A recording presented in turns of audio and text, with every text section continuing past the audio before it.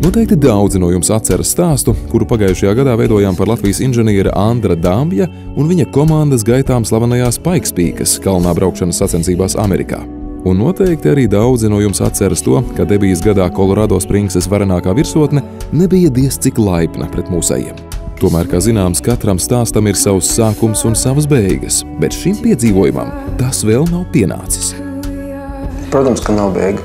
Viss iet pa spirāli. Pa spirāli mēs gatavojamies sacensībām, pa spirāliem gadās notikumi vai piedzīvojumi, un katrā nākošā reizē mēs esam paņēmuši pieredzi klāt.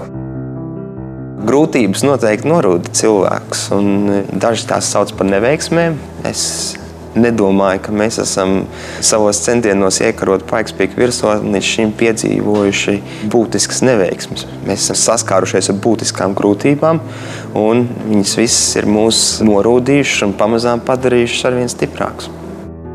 Pagājušā gada pieredze neatsverama ir. Iznāk, ka tagad mēs zinām, kur mēs brauksim, kāda būs situācija, kāds būs kalns. Mēs to visu jau zinām. Bez pagājušā gada mēs būtu domātāji, līdzīgi kā mēs pagājušajā gadā bijām. Ja? Bez dažām niansēm es galvā jau spēju, kā var teikt, visu trasi iedomāties un liels priekšrocības, es domāju, ne tikai man, bet arī visai komandai, kad tas jau pirmkārt visi zināms, kā notiek. Daudz ir jautājumi, kas nebūs jāuzdod šogad. Tās nianses, kas ir kalnā, tās nevar izlasīt populāri zinātniskos žurnālos, un jābūt ir klāt. Es jūtu to gaisotni, kas ir apkārt, jūtu to kalnu, un es esmu pilnīgi pārliecināts, ka kalns atkal mūs pieņems, un mēs būsim laipni gaidīti, un ļoti jācer, ka arī veiksme būs mūsu pusē. Pagājušo gadu, dodoties uz Pikes, mūsu komandas plāni bija visnotaļ ambiciozi. Pie pašu spēkiem uzbūvētas superauto stūres, zem kura virsbūves slēpās 4 elektrodzinēji un unikāla pilnpiedziņas sistēma, kuras konstrukcijā netika izmantoti ne reduktori, ne ātrumkārba, uzvarēt šajās sacensībās. Un tas, ka šis rezultāts netika sasniegts, nav licis apstāties un atmest šo domu. Mēs joprojām esam motivēti paveikt nospraust to uzdevumu. Mēs jau pēc pāris nedēļām atgriežamies Pikes kalnā Amerikā ar jaunu automobīli, kas ir daļa no 2 gadu plāna. Mēs esam iebūvējuši mūsu pašu elektriskās piedziņas agregātus automobīlī, kas vizuāli izskatās pēc Tesla Roadster. Tesla motors vārds parādās ziņās katru dienu, kā uzņēmums, kas ražo šobrīd visiekārojamākos un daudz acīs vislabākos elektroautomobīļus. Taču šis vārds nekad nav redzēts autosporta trasēs. Protams, mēs reiķinamies, ka cilvēki to uztvers kā Tesla Roadsters. Iekšā mašīnā būs mūsu elektronika pilnīgi, mūsu vadība, mūsu spēka elektronika, un tas ir arī tas, kādēļ mēs tur braucam.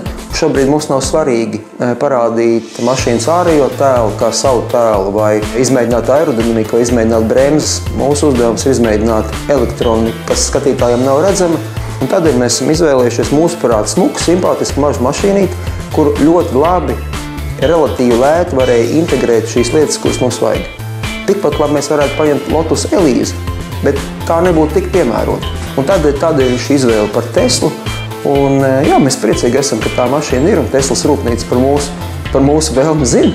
Un ļoti ceram, ka tie cilvēki un tie fani, kas pašlaik pasaulē brauc ar Teslu un priecājās par Teslu, būs vēl viens mūsu līdzjutēju pulciņš. Pikes 2014 starts tiks dots 29. jūnijā. Sportistiem būs jāveic 156 pagriezieni 20 km garumā un 4300 metru augstumā virs jūras līmeņa, cīnoties ar laiku un neprognozējamo Kolorado Springsas dabu. Šī gada dalības sacensībās mums ir ļoti nepieciešama, lai realizētu savu lielo sapni, lai nākošais gadu uzbūvētu superauto, kas ir pārliecinoši tehniski ļoti labs, un mēs varam beidzot uzvarēt. Mēs varam uzvarēt benzīna motors un citas savas konkurences. Mums atliek tikai novēlēt veiksmi un cerēt, ka Andra sapnis piepildīsies.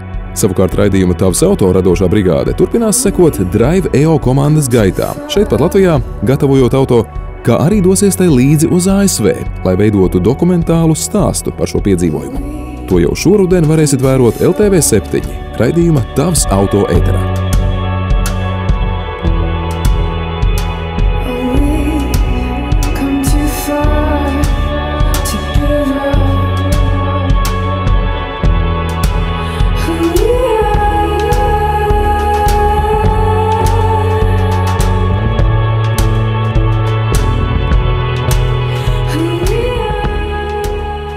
Raidījumu piedāvā Riepu centri Pirelli Keypoint.